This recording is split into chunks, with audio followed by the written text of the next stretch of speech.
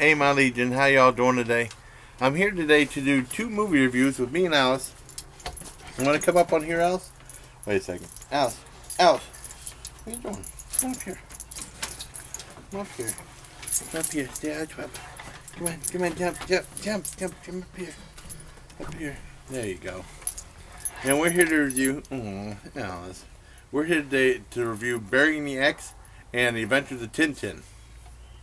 And the one thing with Burying the X is it's a movie I never heard of before, and the channel I've been started watching called Good Bad Flicks, and they review a lot of movies that are more my speed, like Hell of the Living Dead, and cool movies like that. And they have like a thing for Netflix recommendations, and they mentioned Burying the X, and I was like, I never heard of the movie before. It came out a year ago, and it was directed by Joe Dante. I was like, Joe Dante? I haven't seen anything Joe Dante since the most recent thing I've seen from Joe Dante was back in 2005 for Master Horror Homecoming, which I actually bought on DVD. And then on FearNet, he did that Trailers from Hell with Roger Corman too. I saw those, those little snippets. But I wanted to definitely check this out. I haven't seen a movie for him in a long, long time. And I think at the end of the video, we'll be doing like a thing of my history with Joe Dante. But Burying the X is like, it's like a horror romantic comedy, I guess. And it was R-rated though. It's not like, people probably think Twilight and stuff like that. It's not really like Twilight at all. Because it actually, I'll tell you what it's about. It's about these two people, guy and a girl, and the girl is very controlling. And she's like a vegan and super in like the environment and stuff like that. And he's just like a regular guy.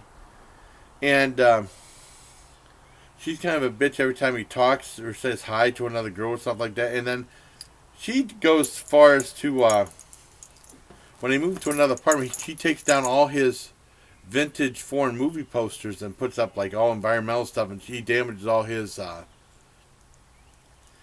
pristine things that are probably worth a lot of money. And he wants to start up. He works at this something like the spirit shop. They sell like Halloween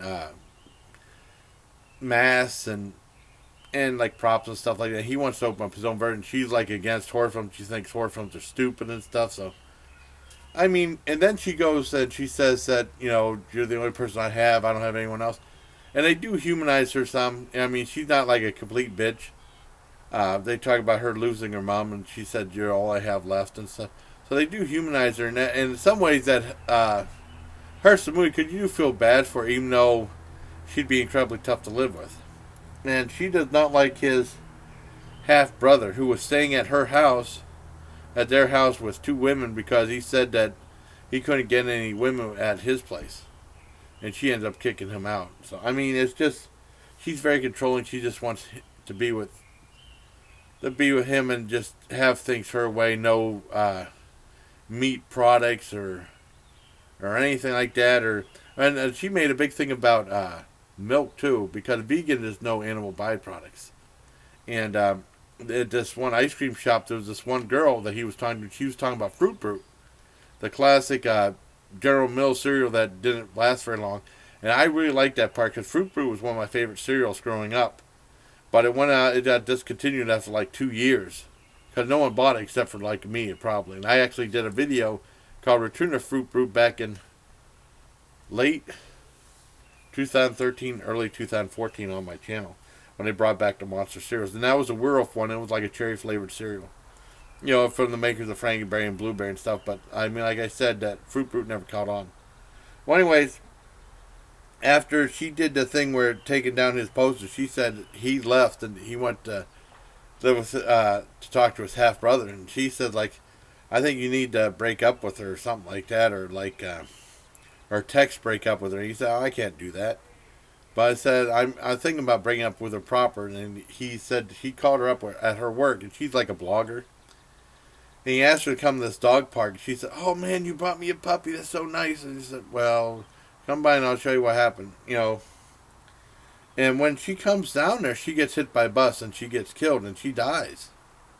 Oh crap, I almost forgot something. At his place, he got something called the Devil Genie.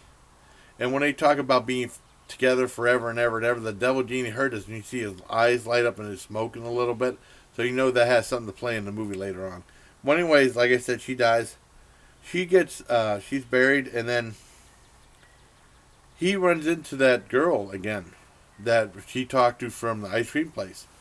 And they start flirting. They're running around in the cemetery past her grave, and then all of a sudden she comes up from the grave as a zombie. So the whole thing about them being together forever and ever holds true. Huh, Alice? Oh no, Alice!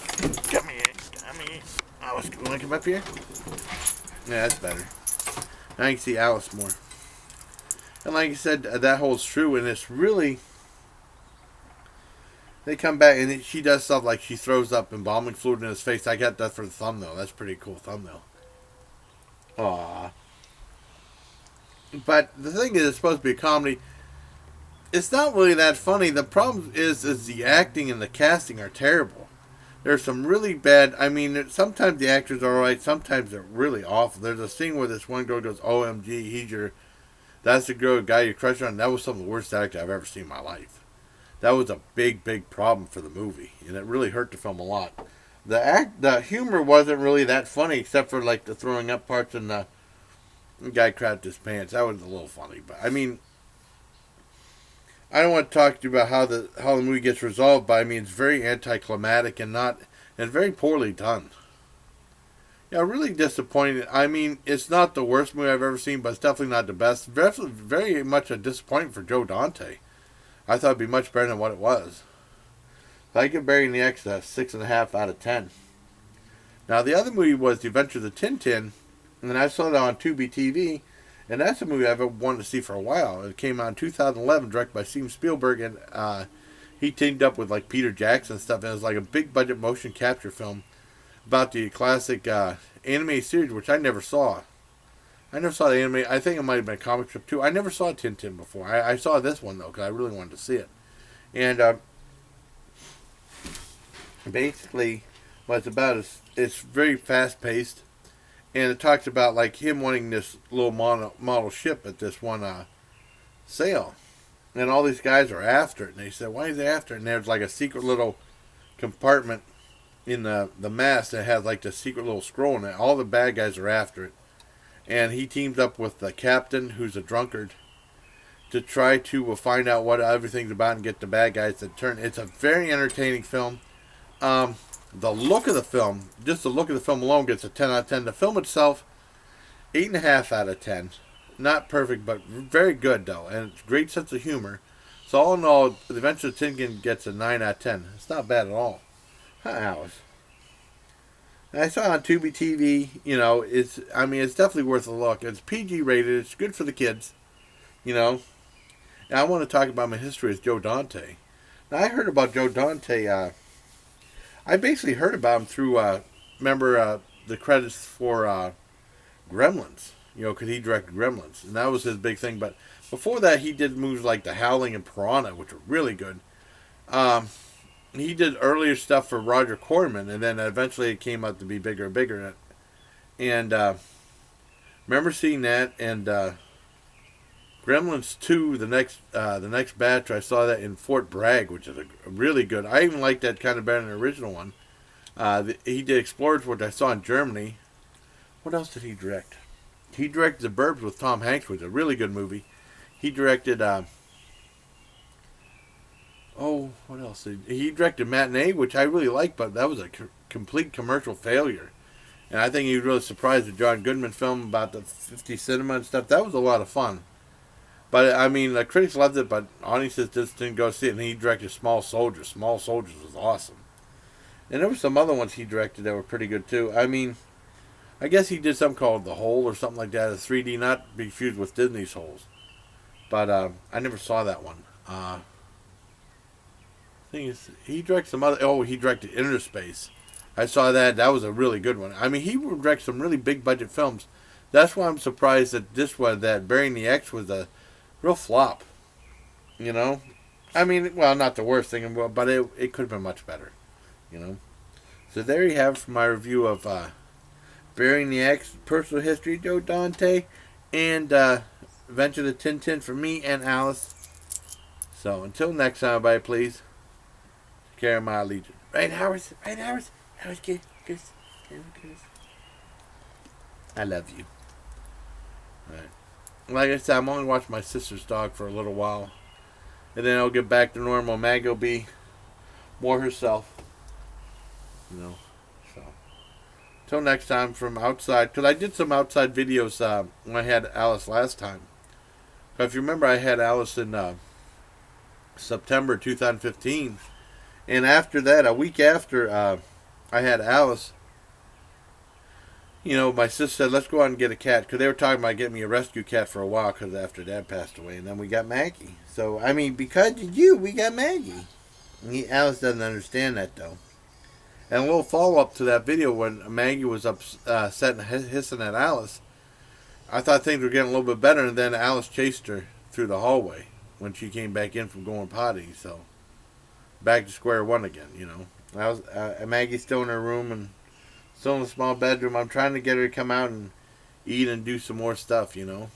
But she's still being a good girl too. So take care, everyone. You like that video? You like this video, Alice? Was this a good video for you? Really? Was it? Really? Alright, take care, everyone. From my front porch.